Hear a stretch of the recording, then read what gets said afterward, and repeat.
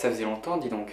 Non, je parlais du studio, parce que oui, bah du coup j'étais pas... Bien que je commence cette série de vidéos quelque part, donc bah j'étais pas chez moi, j'ai pas fait ça chez moi, voilà. Mais c'est pas pour ça que c'est pas des vidéos cool et des vidéos courtes, hein. Je peux très bien être chez moi, faire des vidéos cool et courtes et tout le temps en étant dans mon décor habituel. Et c'est pas pour autant que je peux pas faire des vidéos longues. Oui, si j'ai le temps, peut-être que dans 2 jours il y aura une vidéo de 10 minutes. Peut-être des trucs intéressants, tu vois. Namasté Jacques. Aujourd'hui, parlons bien, parlons ciné, parlons clap.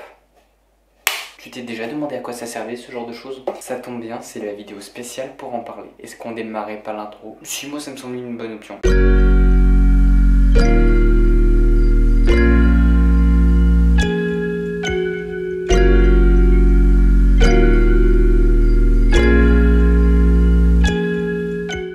Aujourd'hui, je t'explique à quoi sert cette chose. Celui-ci, c'est celui qu'on a utilisé sur le tournage de Pupille Noire. Pupille Noire, si tu sais pas ce que c'est que... Je dis ça, je dis rien, mais il y a une fiche quelque part pour que tu ailles voir la vidéo. Non, parce que Pupille Noire, c'est un de mes plus gros projets pour l'instant, donc va voir, renseigne-toi, et puis après on en reparle, tu vois. Bref, à quoi ça sert ce genre de choses? On voit toujours ça dans les making-of, on voit toujours ça sur les films, donc à quoi est-ce que ça sert? Le clap, il a 2 utilisations principales. La première, c'est justement ce petit truc-là.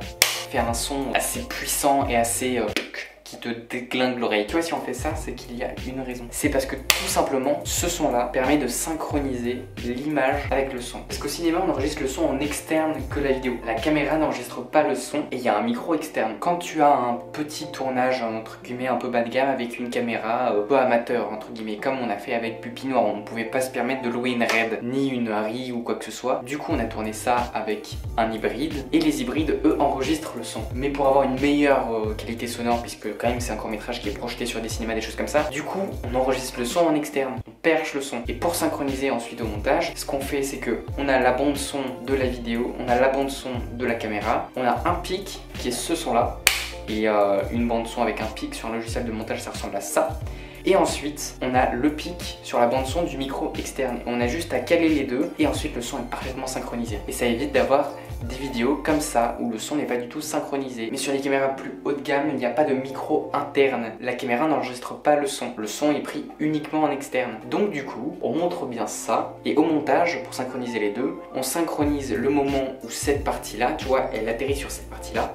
Le moment où ça se touche et le moment où on a le pic sur l'audio. Donc du coup voilà la première utilisation du clap, ça permet de synchroniser l'image et le son au montage. La deuxième utilisation permet de noter les informations d'une scène. Si tu regardes bien le clap, tu vois qu'il y a des informations ici qui sont marquées et il n'y a pas que ça. Tu as des informations essentielles sur un clap. Notamment ici, bon bah là il n'y a rien d'écrit puisqu'il n'y a pas de scènes qui sont tournées. Mais notamment ici, normalement, tu as écrit le nom de la séquence, le plan de la séquence et la prise du plan. Donc par exemple, séquence 1, plan 5, prise 2. Voilà. Comme autre information, tu as ici donc le réalisateur, tu as le chef opérateur, tu as la production. En théorie, normalement, sur le clap, tu as aussi le nom du film. Sur celui-ci, bah, il n'y en a pas. Et voilà. Tu as aussi ici des petites informations pour te dire si tu es en journée, en intérieur ou en extérieur. Donc bah là, il y a des petits gaffeurs qui gâchent. Par exemple, sous ce gaffeur-là, il y a night. Tu as day et night. Et ensuite, tu caches avec un morceau de gaffeur quelle partie tu ne veux pas. Du coup, tu as que day. Donc tu sais que tu tournes la journée. Voilà, tu as tout un tas d'informations qui est noté dessus. Et ensuite, quand tu tournes ta prise, quand le monsieur, le clapman arrive devant la caméra pour faire son clap, lui, il doit énoncer les informations à haute voix. C'est extrêmement important parce qu'ensuite au montage, on va prendre la vidéo, on va regarder que bon bah c'est le plan 5 de la prise 1 du plan 2 par exemple. Et du coup, quand on va écouter les audios, les pistes audio des micros externes, on va également entendre du coup quelle est la piste. Du coup, on va pouvoir se dire tiens, ça c'est la prise 5 dans l'audio, je vais aller chercher la vidéo qui correspond à la prise 5. Tu comprends le concept? L'idée du clap étant de pouvoir simplifier le montage. Sans clap, le montage, ça serait mais une galère totale. Faire un film sans clap, c'est pas possible, c'est impossible. Parce que non seulement tu passerais beaucoup plus de temps à synchroniser tes pistes qu'à faire le montage en lui-même, et surtout tu passerais encore plus de temps à chercher tes pistes, à savoir quelle séquence correspond à quel truc. Parce qu'une piste son, tu n'as pas d'image, tu ne vois pas, tu peux pas te caler à quelque chose. Du coup, quand tu as des prises qui sont refaites, donc des dialogues qui sont les mêmes, comment est-ce que tu fais pour savoir que cette prise-là, c'est la même que cette prise surprise là au niveau de l'image.